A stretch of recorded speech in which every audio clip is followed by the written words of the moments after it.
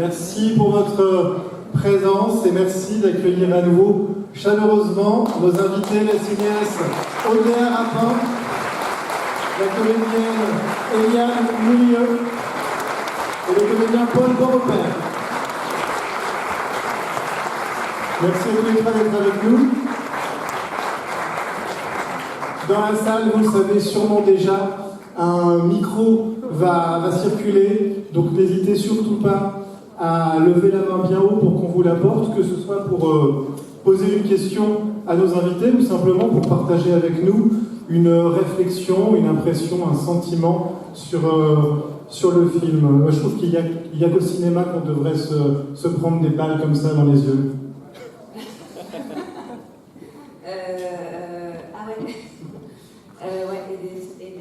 Et des spots en pleine face aussi.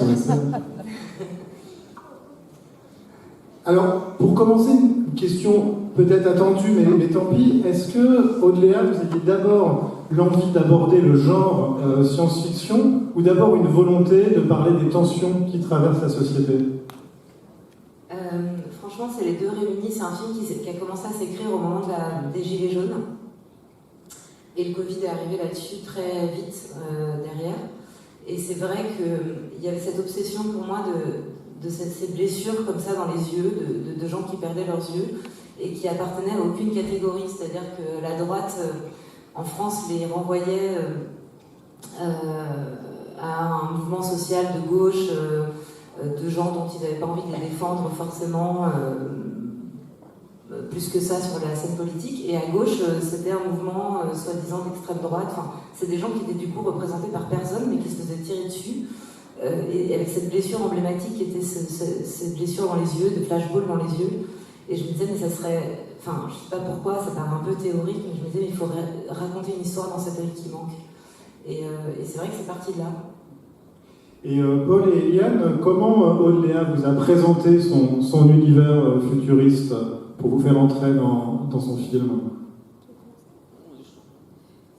Moi, je suis arrivée sur le projet d'abord par casting. Donc, j'étais partie pour un autre personnage. Et quand je suis arrivée, la directrice de casting m'a regardée et m'a dit « Tu parles anglais et tu m'inspires quelqu'un d'autre ».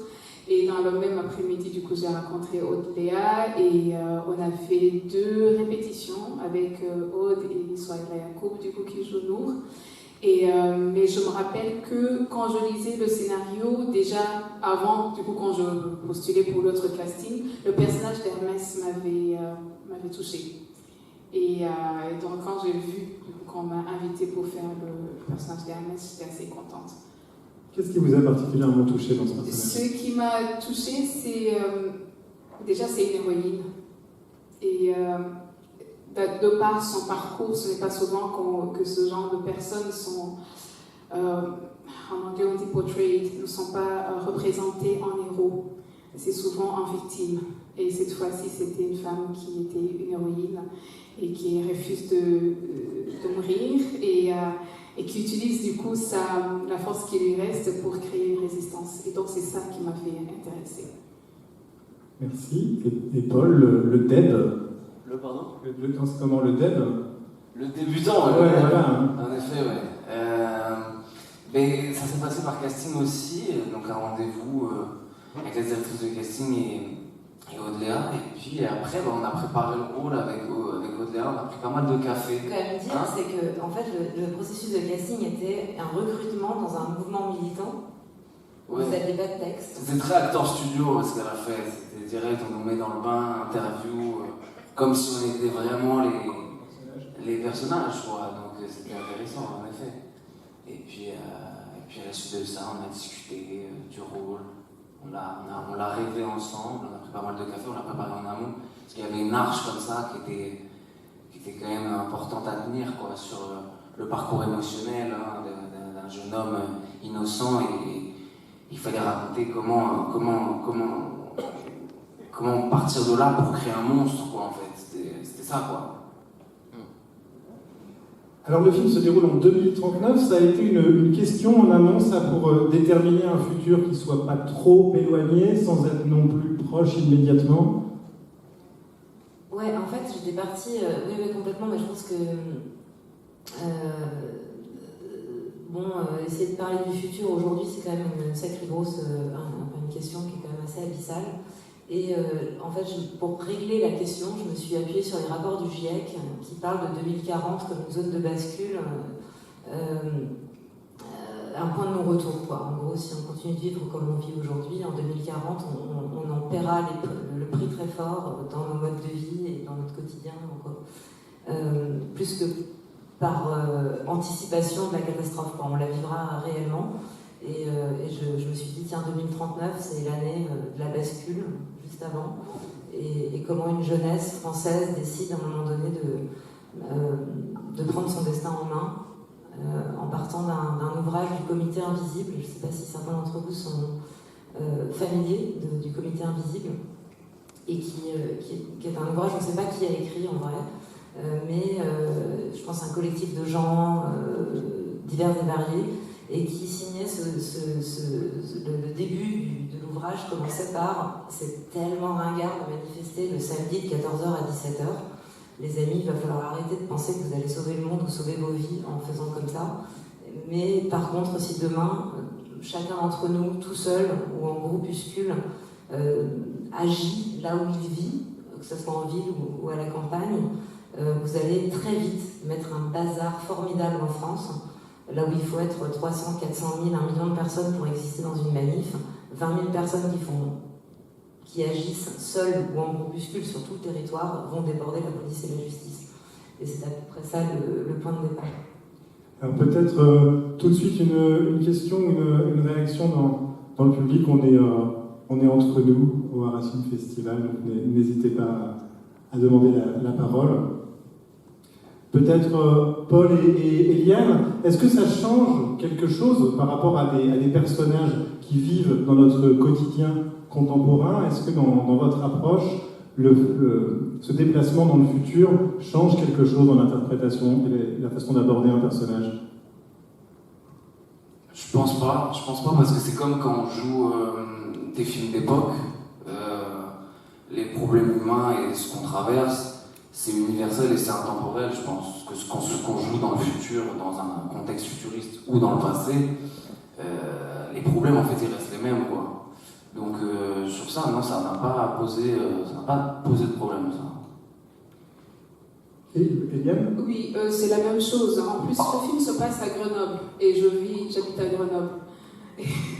Et puis, le Grenoble étant une ville, c'est la première ville verte, je pense, de France. Et cette année, je crois que c'est la ville écologique d'Europe. Et donc, il y a pas mal de conscientisation de l'état dans lequel on est aujourd'hui. Et donc, ce sont des sujets qui sont assez proches de mon habitat et de mes valeurs aussi. Donc, ce n'était pas aussi loin.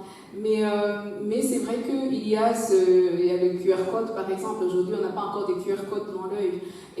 Mais ça, c'est la même chose, comme tu dis, comme on peut faire un film d'époque et avoir des costumes. Non, il n'y a pas... non, c'est vraiment comme on aborde, en tout cas comme j'aborde d'autres personnages. C'est surtout que tout se passe dans le présent, en fait. Quand on joue dans le présent. L'histoire se passe au présent, même si la narration, l'époque est au futur.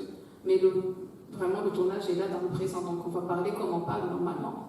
Mais par exemple, Eliane, vous avez joué dans Sans un bruit, jour 1, Quiet Place, qui ne se passe pas à Grenoble. Mais est-ce que justement ce sont des univers qui vous attirent particulièrement, le fait de parler du présent, mais en le décalant de façon fantastique ou science-fictionnelle? Les projets me trouvent. Donc je ne veux pas vraiment de choix spécifiques, mais c'est vrai que c'est deux mondes qui sont différents. Et pour Sans un bruit, il y avait tout un travail imaginaire à faire, parce qu'on avait affaire à des créatures qu'on ne voyait pas et qui n'étaient pas sur le plateau. Et tout se passait dans le silence. Donc il y avait tout un autre travail aussi dans l'écoute et dans la présence, qui n'est pas vraiment la même chose, où dans Plein épée, on a aussi la parole qui vient nous aider, qui vient comme une béquille et qui ramène vraiment au présent. Mais c'est vrai que même dans un Quiet Place, dans Sans un bruit, c'est aussi le présent, sauf que il y a une autre dimension de présence. Aude-Léa, est-ce que votre expérience de documentariste nourrit ou a nourri votre approche de la fiction?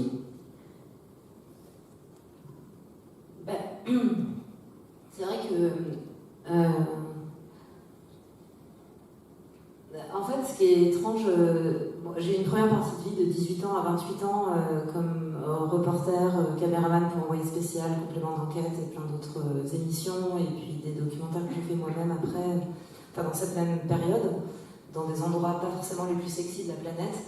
Et sans doute qu'à un moment donné, à force de filmer, on va dire, un état du monde pas très réjouissant à plein d'égards, dur, mais où j'étais toujours le regard extérieur à filmer la vie des autres et la galère souvent des autres.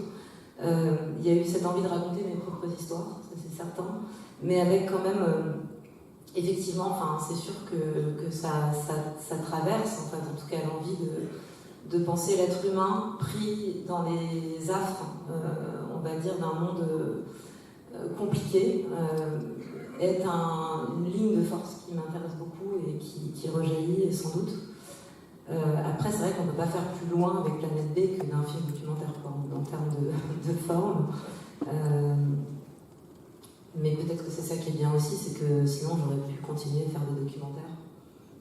Et au début, je trouve, avec la mise en place de l'action de la R, on peut penser à un film comme par exemple Night Moves de Kelly Reichardt. Est-ce qu'il y a aussi comme ça des cinéastes en dehors du champ de la science-fiction qui vous ont inspiré pour ce film? Ouais, plein, il y a des journalistes aussi. Pardon, est-ce que certains d'entre vous veulent prendre la parole, nous poser des questions? Ou pas du tout, ou on continue de... Non. Ok. On vous laisse réfléchir à votre prise de parole, encore une fois. Ça peut être simplement pour partager un ressenti. Moi, je vais dire que si vous êtes restés, vous avez envie de parler avec nous, et n'hésitez pas à le faire. Mais en tout cas, oui, évidemment, il y a plein de films qui traversent, mais je parle aussi on parle de documentaires, mais il y a des journalistes aussi qui ont été très importants pour moi.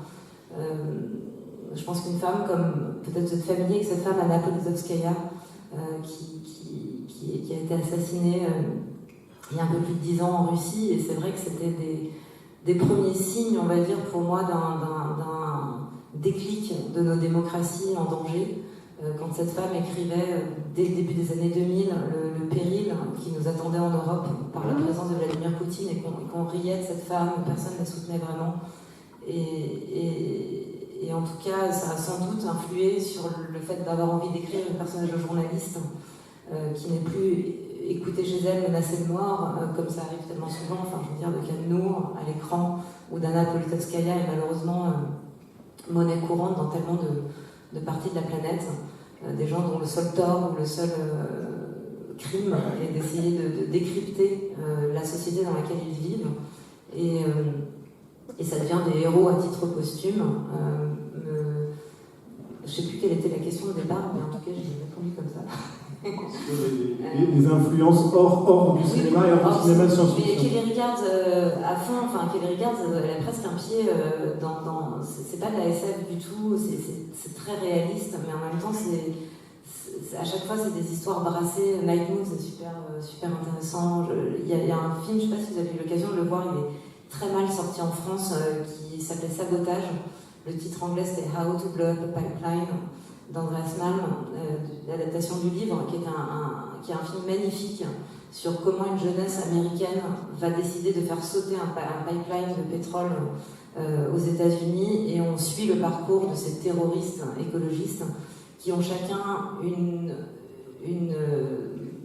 en fait, c'est comme si Planète B s'arrêtait là où ça commence, en fait. C'est comme si c'était le film qu'il fallait voir juste avant Planète B. Comment des jeunes qui sont atteints dans leur vie quotidienne, dans leur santé, dans leur économie, dans leur possibilité d'avenir par l'état de la planète, et qui décident de prendre à un moment donné les armes. Et ça pose la question de la violence, l'utilisation de la violence comme mode opératoire. Ce film est assez ultra abyssal dans ce que ça vient raconter. Mais bon, le mien était déjà écrit quand j'ai vu le film, donc je ne peux pas dire que c'est une influence. En tout cas, je vous le recommande. C'est un film passionnant.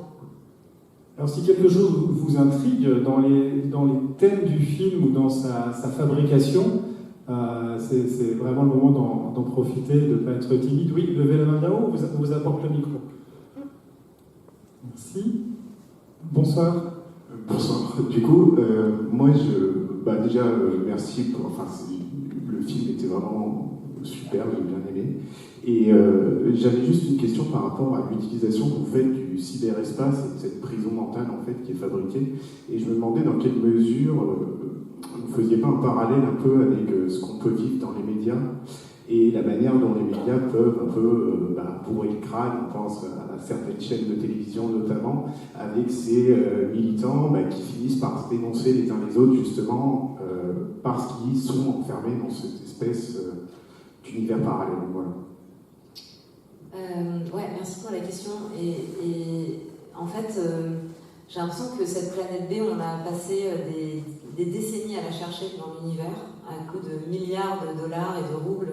C'était une bataille américano-russe, mais on ne l'a jamais vraiment trouvée. Et c'est vrai que pendant le Covid, qui était vraiment le début de cette écriture, je me rendais compte qu'en fait, cette planète B était juste là, devant nous, par nos téléphones portables, notre utilisation des réseaux sociaux, Zoom. Enfin, en fait, on l'avait devant nous, quoi. On est déjà en train de passer la moitié de nos vies dans cet espace virtuel. Juste par le fait d'avoir un téléphone, il ne suffit même pas d'être sur les réseaux ou quoi, c'est juste de communiquer les uns avec les autres via le virtuel.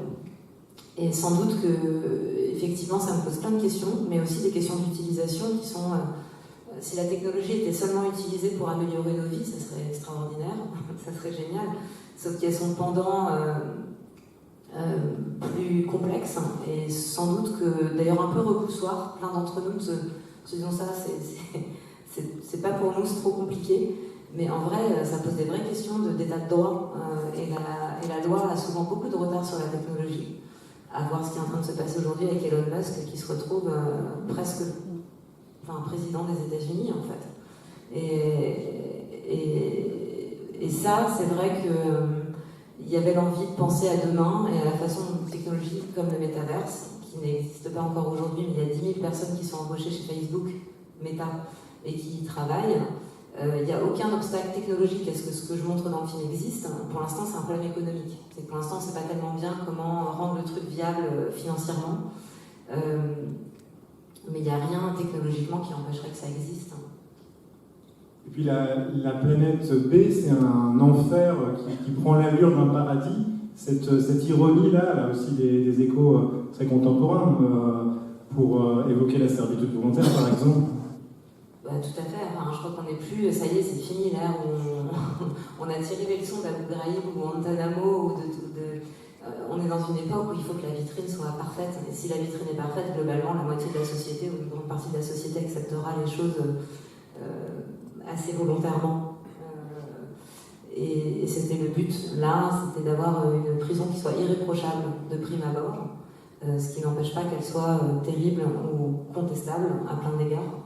Mais ça devient beaucoup plus compliqué. Peut-être une autre question ou réaction? Oui, je vois une main qui se lève au fond. Merci. Bonsoir. Bonsoir. Oui, moi je suis frappée par compte fait la simplicité des moyens que vous avez utilisés, technologiques, et la complexité de toutes les thématiques que vous arrivez à aborder. Et je voudrais savoir, en fait, est-ce qu'il y a eu une écriture progressivement qui s'est dessinée, parce qu'il y a tellement de thématiques qui sont abordées, que ce soit l'immigration, la violence dans les pays, l'Irak, enfin, il y a la sororité, il y a vraiment une infinité de thèmes, et j'aimerais que vous m'expliquiez comment vous avez construit cet embryon à partir duquel vous avez une ramification de thématiques abordées qui est très riche et qui enrichit bien sûr tout le film. Merci beaucoup pour cette question qui a occupé 2 ans, presque 3 ans de ma vie. Parce que oui, c'était une volonté très forte de faire écho, peut-être le plus proche possible de tout ce que vous avez décrit. Et ça a été effectivement par couche. Au départ, c'était vraiment... j'avais mon premier film qui passait à Cannes. Et bon, je ne vous raconte pas toute l'histoire, elle est un peu longue et pas très intéressante, j'avais pas pigé en fait ce que c'était que de montrer un film que j'avais fait avec des copains en 15 jours de tournage et tout d'un coup d'être projeté au Festival de Cannes. Et j'ai vraiment vécu le truc comme assez violemment, quoi. Je n'étais pas prête en fait, j'avais pas compris, je pensais que j'expérimentais en cherchant. Et c'était une première fiction et soudainement c'était ce grand bain assez excessif, quoi, cannois. Et j'ai voulu fuir Cannes. J'ai sauté dans un TER qui faisait Cannes-Saint-Raphaël. Et je me suis, par la fenêtre du train, j'ai vu cette espèce de lieu qui avait l'air super beau, avec une piscine qui donnait sur la mer à flanc de falaise. Et je suis descendue dans cette petite gare sans savoir ce que j'allais faire ni rien. Et j'ai atterri dans cet hôtel qui est devenu celui que vous avez vu à l'écran. Et au début, j'étais toute seule comme cliente. Je pense que toute la région était au Festival de Cannes. Et j'étais toute seule dans cet hôtel et je me disais, mais c'est tellement bizarre ce lieu. Il était aussi bizarre que ce qu'on voit à l'écran. Et je disais, mais l'histoire est partie de ça. Je me suis dit, ça ferait quoi de se réveiller ici, de ne pas savoir comment on a atterri là, et de ne pas savoir comment en sortir. Et ça m'a occupée, je sais pas, c'était une blague, quoi. Ça a duré une semaine comme ça. Et puis en fait, c'est resté. Et puis là, c'est greffé, tout d'un coup, ce que j'expliquais tout à l'heure, les tirs de flashball dans l'œil racontent une histoire dans l'œil qui manque. Et tout d'un coup, c'est devenu, et si cette personne était enfermée dans ce lieu par l'œil qui manque. Mais je savais pas bien, parce que je suis pas très geek, je joue pas aux jeux vidéo, je connaissais même pas les casques de réalité virtuelle. Et puis soudainement a atterri dans ma vie un garçon qui s'appelle Mohamed, qui est un journaliste irakien, que j'ai rencontré 2 heures après son arrivée à Paris, où il venait d'être balancé chez nous, après avoir été menacé de mort pour un article qu'il avait fait en Irak. Et je rencontrais ce mec complètement perdu, qui venait de sa vie, venait de s'effondrer, il n'avait pas pu dire au revoir à ses parents, il n'avait pas compris en fait ce qui lui arrivait, c'était soit une balle dans la tête là-bas, soit un exil forcé à tout jamais. Et cette personne a fait naître le personnage de Nour. Tout d'un coup, ce personnage, et puis d'ailleurs il est devenu le coach en irakien de Souela, enfin, on a créé une histoire, c'est lui dont on entend la voix, qui joue le cousin irakien. Et ça s'est greffé comme ça. Mais au milieu de tout ça, j'ai épuisé beaucoup d'amis, des consultants, des gens qui lisaient version après version. Alors ça allait des amis, vraiment, qui ne sont pas dans le cinéma, à Virginie Despentes. J'ai fait une espèce de d'arc comme ça. Et pendant 2 ans et demi, à avancer et à nourrir cette histoire qui s'est composée. Je pense que vous aviez le mot millefeuille en tête et vous ne l'avez pas prononcé. Mais c'était à peu près comme ça que ça s'est construit. Et puis à un moment donné, on arrive à ça, quoi. Alors ces sources d'inspiration multiples, avec notamment cette ville-là, et puis aussi votre constat sur le monde, ça aboutit à un film avec 2 mondes très différents. Ça fait aussi que tous les deux, Paul et Eliane, vous ne vous croisez pas. En fait, est-ce que ça a été 2 tournages très différents que vous avez vécu? Ils se sont rencontrés il y a une heure. Vous vous étiez jamais vus, c'est ça? Non. Vous étiez jamais vus, c'est ça? On s'était jamais vus et je me rappelle le premier jour que j'ai vu les prisonniers, c'était le jour de la libération de la base militaire. Et donc j'ai vu toute l'équipe qui était très soudée parce qu'ils avaient eu le temps de tournage à Saint-Raphaël. Et c'est ça qui m'avait touchée. Ce sentiment de fraternité que vous aviez, mais vraiment, vous étiez devenus des amis et je me sentais un peu extérieure, comme vraiment quelqu'un qui vient d'un autre monde, oui.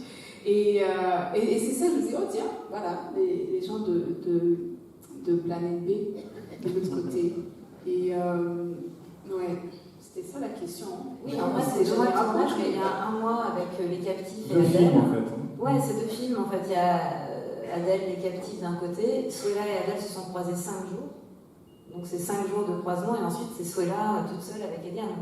Et aucun de ces 2 mondes ne s'est rencontré, et même mon équipe a changé entre les 2. Enfin, oui, c'est 2 tournages en fait.